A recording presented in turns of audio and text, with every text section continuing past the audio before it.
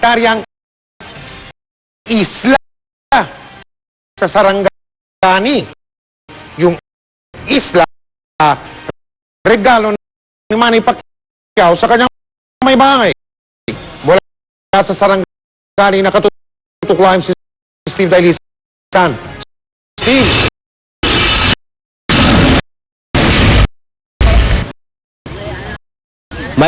May kumpleto ang buong mag-anak ni People's Champ at Sarangani Representative Manny Pacquiao sa pagdiriwang na ika-33 kaarawan ng kanyang may bahay na si Jinky sa isang isla dito pa rin sa Sarangani Province.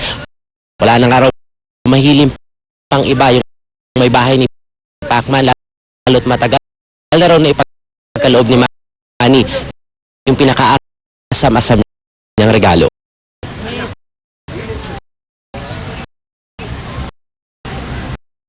Sakay ng bangka may 20 minuto namin pinaybayang Sarangani Bay para marating ang Tupati.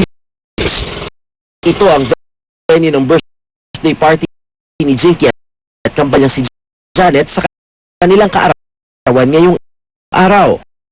Regalo raw taryang lupa na ito ni Pacman na kanilang i-develop at gagawing world-class resort.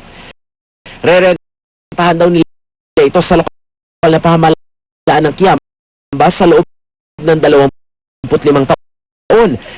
Kaya excited siya lalo't ang islang ito di lang daw para sa kanila, kundi masasabi ring dahilan kung bakit it's more fun in the Philippines. I-develop namin siyempre para makatulong tayo sa tourism sa Sarangani. Kasi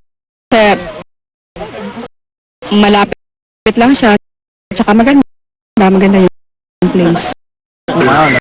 Si Representative Manny Pacquiao dumating naman kasama ang mga iyak sakay ng yating Sarangani Stride na nagkakahalaga ng tumataginting na 25 milyong piso. Happy birthday and I love you. Happy birthday, Mommy. I love you. I miss you. Kaya nag-alis ka card. May card, yung anong card? I-gift ko na.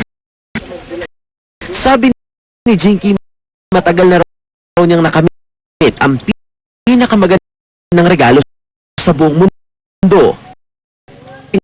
The best blessing or the best gift na nabigay niya sa akin is yung for being change man now na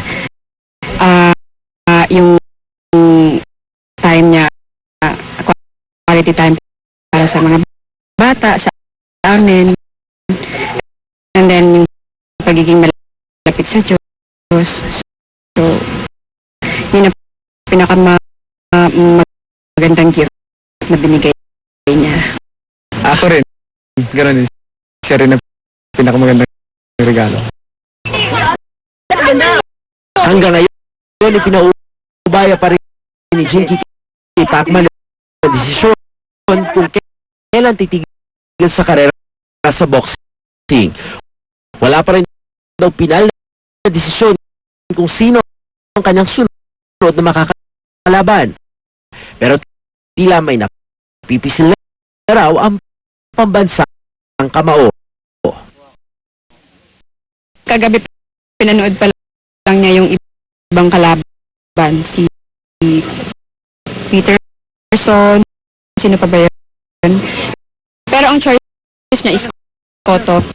hindi pa naman final yan at marami namang pwede dyan na rematch with Marquez, Peterson, Bradley, Mayweather. Kung sakaling hindi matuloy yung kay Mayweather.